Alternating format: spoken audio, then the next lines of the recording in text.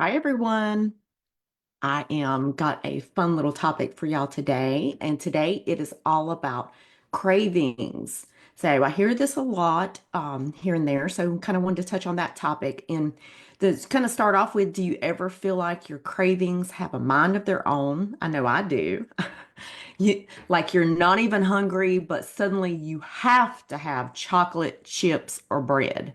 So I just want to say you're not weak, you're not lacking willpower, and your body is actually trying to tell you something. And in today's live, I'm breaking down what your cravings really mean so you can stop battling them and start understanding them. Now, first, let's talk about first, I just want to say cravings are actually messages from our body. So it's not a mistake. It's our body attempting to communicate with us. Cravings aren't bad. It's our body's way of communicating a need for fuel, balance, nutrients, or even emotional regulation. So now that we got that out there, um, think of cravings kind of like a dashboard warning light in your car. The light actually isn't the problem, it's pointing to an underlying problem under the hood. So the same thing like cravings. The cravings is not, don't fight the cravings, instead try to kind of dig deeper to see what the source of the cravings are, what is the cravings, like why am I craving this? Now, some of the common types of cravings and what they mean. The first one, I mean, let's get this one out there. So I said we should talk about this one first, is sugar. Now, sugar cravings can often be tied to blood sugar imbalance. So you got too many highs, too many lows, blood sugar spikes, you're getting the crash. And then in turn, it just kind of creates that negative feedback loop to sugar, to craving sugar. It also can be tied to skipping meals, long gaps between eating, or starting your day with carbs alone can spike blood sugar and crash it. Cue in the sugar craving. Now, it could also indicate low serotonin, so that's a mood issue, adrenal fatigue. So, in turn, adrenal fatigue will usually experience energy crashes. It can be tied into yeast overgrowth in the gut or tied into low or like overall low or low quality sleep. So, when our body is craving energy, it's going to typically go naturally crave energy caloric dense foods like sugar and carbs. You don't have a week of crappy sleep and then all of a sudden you're just craving, man, I could go for some broccoli. Like, no, we're craving the sugar, we're craving the carbs, we are craving energy and just calories in general. Now, the fix here, if you watched any of my videos, I harp on this one. Start your day out with protein plus fat, not just coffee and carbs. So you always want to start protein before coffee and always pair your protein with carbs. Make it a point to eat every 4 to 5 hours so you don't have that blood sugar crash. And you can also add in magnesium-rich foods like dark leafy greens, pumpkin seeds. That's the first thing. The second one is you're craving carbs or bread. And this can oftentimes can be about comfort and serotonin. So think stress relief. You're stressed, some people tend to kind of crave comfort foods. It may also reflect an indication of undereating or low leptin, which is our satiety hormone. And it can also point to, again, gut imbalances like candida or dysbiosis can increase carb cravings. Now, the fix here for carbs and bread cravings, pair carbs with protein and fat, again, for stable energy. Consider kind of digging into the gut if it's a constant. Say you've addressed the blood sugar, the blood sugar piece, you're getting sleep, you're doing all the things right, and you're still craving, then you might want to dig a little bit deeper into the gut. Also, sit and reflect. Are you using carbs to soothe emotion or stress? And see if there's a connection there. And then you have The third one, which is my personal favorite, and that would be chocolate cravings. Chocolate cravings can be tied to low magnesium or iron, which are both common in women, especially mid-cycle or before our period. It also can reflect emotional reward or dopamine hit, as chocolate gives us a quick pleasure boost. I mean, how can it not? It tastes so good. Now, the fix here would be swap out and try dark chocolate, which has less sugar, or magnesium-rich alternatives. I have a chocolate collection in my cabinet. They now have chocolate that have adaptogens in it, which is really, really good. And it's kind of neat. It's like guilt-free chocolate. Guilt-free, guilt-free, guilt-free. You would think it's a Monday. I can't talk. Anyway, also address stress and burnout to reduce the dopamine quick fix cycle. So you want to address that so you can kind of break that negative feedback loop. And then the fourth one would be salt cravings. I hear this a lot. Now, salt cravings are often a sign that your adrenals are stressed or depleted.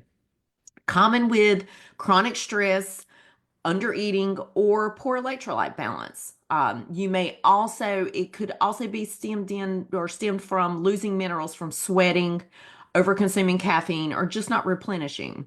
Now, the fix that you can do here, add a pinch of sea salt or electrolyte powder to your water daily, especially in the morning. And then you want to obviously prioritize rest and nervous system regulation, and consider supporting your adrenals with vitamin C, B5, and adaptogens like ashwagandha, rhodiola, holy basil. Those are just a couple.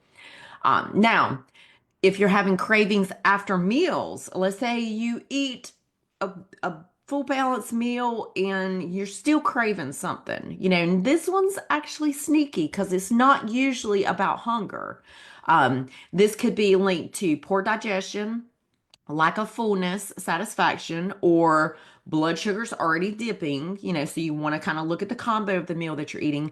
And for some women, it's actually about not feeling emotionally satisfied by their meal, so it could be that you're just bored, like you're just bored with what you're eating. Like if you're kind of in a rut or you're in a routine and you're eating the same things over and over again, you might just be bored, and you're not just emotionally satisfied with the meal. Now, the fix here is do a check and ask, did your meal include enough protein, fat, and fiber? That's the first thing. Slow down while you're eating and chew more thoroughly. Chew your food.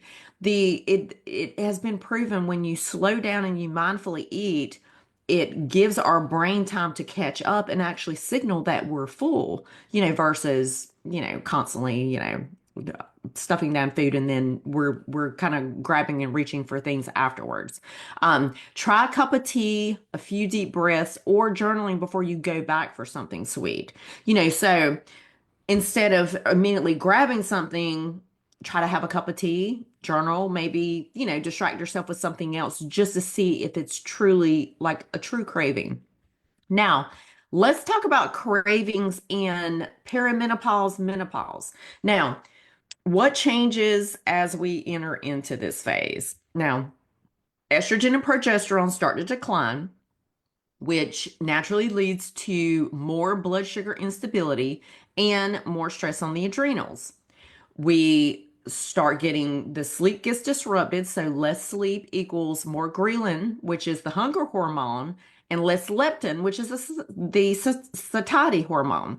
So it's not uncommon to the less sleep, lower quality sleep, it gets disrupted, and then in turn, the ghrelin hormone increases, hunger is higher, basically leptin decreases, which we're not feeling full. And the result is more cravings, especially late afternoon and before bed.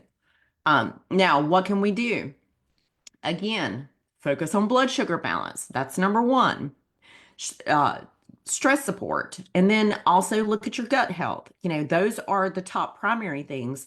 And then you want to look at prioritizing rest, recovery, real meals, not snacks that cause the spike and crash. That's a lot of times that I see as we kind of enter into this phase, our bodies just become more sensitive. I hear it all the time where it's, why am I all of a sudden gaining weight? So then in turn, our eating patterns change, our eating habits change, because it's almost like we're afraid to eat because we're afraid to gain more weight. So instead, we'll oftentimes just try to cut our calories and eat like snacks, just small snacks. We're hungry, but instead of eating a full balanced meal, we just eat snacks to cut calories. And in turn, that can actually backfire because the snacks may not be filling enough or may not have the proper ratio of, you know, foods, protein, carbs, fats, and fiber to balance the blood sugar. So it can actually be hindering us when we think that it's helping us. And also track your cycle. Cravings often spike in the luteal phase, which is right before the period when progesterone dips. So start tracking your cycle so that you'll know why you are, craving or where you are to kind of get ahead of the craving. Okay, so how can you handle cravings without the guilt? Now, what not to do? Don't try to just power through with willpower. That usually almost never works. It may work for a little short period of time, but not long term. Don't shame yourself for having a craving. It's information and your body is trying to communicate with you. Listen to it. Now, what to do? Pause and ask, what might my body be asking for right now? And then respond with curiosity, not judgment. And get ahead of your cravings with nourishment. So look at the prioritize protein, fats, fiber, sleep, and hydration. Those should make a massive impact just overall. And you know, keep in mind that your body is always communicating with you. Cravings aren't the enemy, they're clues. And when you learn to decode them, you'll stop fighting your body and start working with it. Now, if this resonated with you, drop me a heart emoji or tell me what cravings show up most for you. If you're like me with chocolate. And if you want help digging into what your body is trying to tell you, send me a message. I'd love to help you figure it out.